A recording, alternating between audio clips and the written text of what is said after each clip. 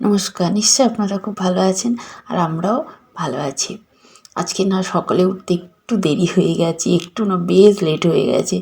আসলে মেয়ের না কাল রাতে পড়াশোনা করে উঠতে 11টা বেজে গেছে। তারপরে আমি রান্নাবান্না করতে এসেছি, রান্নাবান্না করে খাওয়া দাওয়া করেছি, প্রায় 1টাই বেজে গেছে। এবার হাজব্যান্ড বলেই দিয়েছিলেন শোয়ার সময় যে মেয়েকে একটু কাল লেট করেই তুলবে, 7টা নাগাদ তুলবে। তারপরে শোয়ার পরে এবার আমি তো একটু ফোন দেখি, মানে সারাদিন তো কাজের মধ্যে থাকি, পুরো একদম মাথা জমে থাকে। তো নিজেকে একটু হালকা করার জন্য আমি খুব একটু বলছি, মানে এমন কিছু দেখি না, আমি ওই একটু পুরাতন দিনের গান দেখি আর একটু ব্লগ দেখি। ওটা তো দেখতেই হবে, বলুন, নিজেকে একটু ফ্রি করার জন্য। তো এই করতে করতে দেখলাম 2:30টা বেজে গেছে। তারপরে চটজলদি ফোনটা রেখে আর ঘুমিয়ে পড়েছি। লেট করেই তো ঘুমটা হয়নি ঠিক মতো, উঠে পড়েছি। এবার মাথায় তো ঘুরছে, মেয়েকে দেরি করে তুলতে বলেছে। এবার তারপরে ওকে তুলতে তুলতে ব্যাস প্রচুর লেট হয়ে গেছে। তারপরে কাজকর্মগুলো তাড়াতাড়ি করে নিলাম, বাসি কাজগুলো। তাও না তাড়াতাড়ি করতে করতে না আজকের আমার একটা কাণ্ড ঘটে গেছে। মানে কী বলবো, আমার এত খারাপ লাগছে। আমার রান্নাঘরটা তো খুব একটা বড় নয়, ছোটোখাটো। আর ওই তাড়াতাড়ি করে কাজকর্ম করছি, তো বাসনগুলো মেজে না এখানে ওখানে রেখে দিয়েছি। একদিকে ওভেন, একদিকে মানে বোতল টোতল ভর্তি। তো রুটিটা আজকের আমি ডাইনিং টেবিলে বেলছিলাম।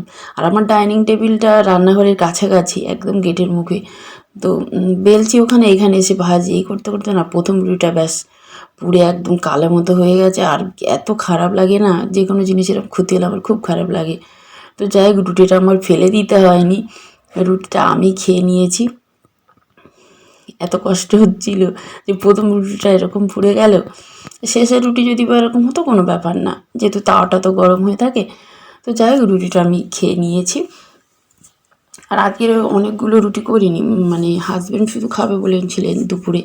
আর আমার খুব একটা খাওয়ার ইচ্ছা ছিল না। আর আমার মেয়েটা না ভীষণ দুষ্টুমি করে এখন, ভাত খেয়ে যায় না, আবার টিফিনে বলছে আমাকে রুটি দিও না, বাইরে থেকে খাবার কিনে দিও।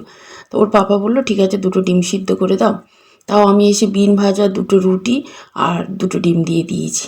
আজকের মেয়ে না স্কুল থেকে এসে না আমার উপর রেগে যাবে খুব, মানে বকাবকি করবে মনে হচ্ছে। যাবে এতগুলো গেঞ্জি পরালে আমাকে, আমি বলছি জামা খুলে দাও, এদিকে সরে এসো। ধরো জামাটা ধরো, আয়নাটা খুলে দিই। বাবু তুই আগে যাচ্ছিস কেন? দাঁড়াও না, তোর গেঞ্জিটা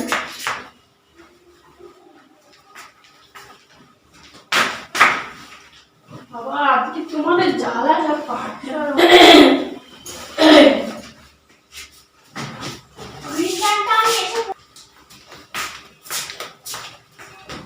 সব নিয়েছিস? জলের বোতল দিয়েছো? জলের বোতল, ছোট জলের বোতলটা দিচ্ছি বাবু, দিচ্ছি। অফ করে দিলি নাকি রে গুন্ডা? কি গুন্ডা অফ করে দিয়েছে? অন কর।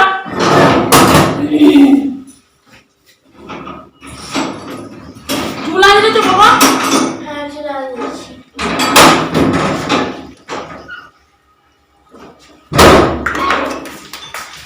কাজটা সারাতে হচ্ছে।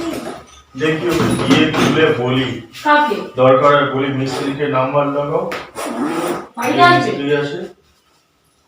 মানে মিস্ত্রির সঙ্গে কথা বলতে চাও একটু? আর না বুদ্ধদা না, ওর বন্ধু ইনভার্টার তৈরি করে। ও আচ্ছা, যদি না হয় তো ওখানে ব্যাটারি তৈরি করে, এগুলো রিপেয়ার করে। আচ্ছা আচ্ছা, তুমি দেখো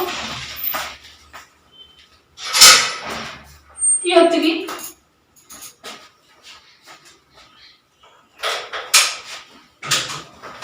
মেয়েটা আমার বড় হয়ে গেছে, একা একা আরে যেতে কি পারে না। কিনবো বললে? ধুনো ধুনো টাকা টাকা দিয়ে যাবো, বাবার কাছ থেকে নিয়ে নিও বাবা। চলো বাইরে বেরো। Father will not give us single thing. Go fast. তো পায়ের উপর উঠে যাবে বলছি না। হ্যাঁ বাবু, ব্যাগ নেবে না তুমি? ও হ্যাঁ, কেন আমি যখন এই উচ্চটা বের করবো কি ওখানে গাড়িটা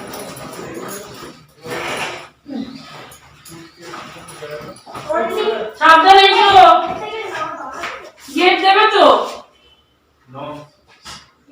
তুমি সব নিয়েছো তো? পার্টস, ওয়ালেট, মানে পার্টস ওয়ালেট না, পার্টস মোবাইল। ইলেকট্রিকের বিল তো কবে দিয়ে যাবে তুমি ইলেকট্রিকের বিল? সোয়েটার। তুমি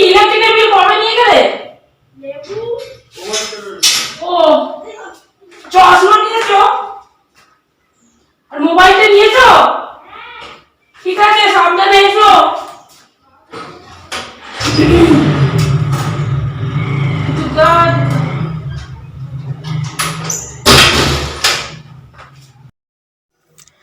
দুকা করে মেয়েকে আর হাজব্যান্ডকে পাঠিয়ে দিলাম। তারপরে এসেছি রান্নাঘরে, সবজিটা একটু কেটে নিচ্ছি। আজকে শাকের তরকারি করব, এই রসুন দিয়ে করব, চিংড়ি মাছ নেই। আর হাজব্যান্ড দুপুরে ভাত খাবেন না, ওই জন্য রান্নার তেমন একটা তোড়জোড় নেই। একটা তরকারি আর বিন কড়াই ভাজা করে রেখেছি, একটু ভাত করব, আমি আর মেয়ে খাবো। মেয়ে স্কুল থেকে এসে যদি বা খায়, ও তো আবার ভাত খেয়ে যায় না, ওই ব্রিটানিয়া টোস্ট আর দুধ চা, ওর এখন ইদানিং এটাই খাওয়ার ইচ্ছা হচ্ছে। আর ওর উপর জোর করি না, একটা সন্তান বলে না, একটু এইগুলো বড়দের করা উচিত, সবসময় বড় ছোটদের উপর জোর করা উচিত না। তোর এখন ইচ্ছা হয়েছে খাক, আর ও তো সবসময় জেদ করে না। তো আমি ভাবছিলাম ও রেগে যাবে আমার উপর, বকাবকি করবে বাড়িতে এসে। না, খিদের সময় খাবারটা পেয়েছে তো খুব খুশিতেই খেয়েছে, যা বুঝলাম। আসলে খেলাধুলা করে তো। তারপরে ওকে নিয়ে ওই পাশেই একটা বাগান আছে, মানে ফুল গাছ বাগান, নানা রকমের ফল, বড় বড় গাছও আছে, সেখানে একটু ওই শর্ট ভিডিও করছিলাম। তো ঢোকার পরে ওর এত মশা কামড়াচ্ছিল না, ওর আবার মশার সাথে ছোটোবেলায় থেকেই ওর শত্রুতা। তো পরে এই গল্পটা করব, আজকের আর করব না, ভিডিওটা তো শেষ হয়ে যাবে, ভয়েস দিতে পারবো না ওই কথা বলতে গেলে। তো দেখলাম যে বেশ মশা কামড়াচ্ছে, তো তাও ভালো বলে বলে ও আবার বলছে, মা তুমি আমাকে ফোন দেবে তো, ব্যাস এই সুযোগটা নিয়ে নিয়েছে। তো বলতে হলো বাধ্য হয়ে হ্যাঁ, আর দিতেও হলো। ফোনটা দিলাম, বাড়িতে এসে একটু দেখলো। তবে আজকে শনিবার না, আজকের আর পড়লো না। আমাদের একটু কাজ আছে, শনিবার বলে ফেলছি, দেখছেন ভয়েস দিতে দিতে মাথাটা না আমার গেছে। মানে শনিবার একটু কাজ আছে, তো ওকে বললাম, ওর বাবা বলেছে নাচের ক্লাসে যেতে হবে না, ওই বিকালের দিকেই কাজ আছে। তো ওর মনটা খুব খারাপ হয়ে গেছে না, আমি এক সপ্তাহ অপেক্ষা করি নাচের ক্লাসে যাব বলে, তুমি পাঠাবে না। তা ওর বাবা বললো এটা অন্য দিনই ক্লাসটা করে নিও। তা ওর আন্টিকে ফোনও করেছিলাম, বললো হ্যাঁ অন্য দিনে করলে হবে। ওই জন্য ওর মনটা খারাপ, ও পড়েইনি, ঘুমিয়েই পড়লো বাচ্চাটা, আর মনে হয় ক্লান্ত।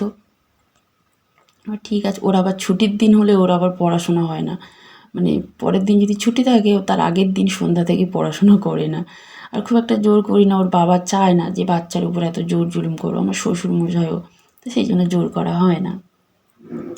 তো বাগানটা না খুব সুন্দর জানেন, মানে ভীষণ সুন্দর সুন্দর গাছ। আর আরও শীত, এখন তো শীতের শেষ, তখন শীতের সময় না এত সুন্দর সুন্দর গাছ, ওখান থেকে আমি কয়েকটা ফুল গাছ কিনবো, ইচ্ছা আছে। তবে ছাদে তো এখন কাজকর্ম রয়েছে, ওই জন্য সেরকম একটা ইচ্ছা নেই, দেখি কি হয় কতদূর। তো মেয়েকে আনতে যাচ্ছি, আর বক বক করবো না। Have a good day, bye bye. মা না মেয়ে যাচ্ছে কিছু বোঝাই যাচ্ছে না।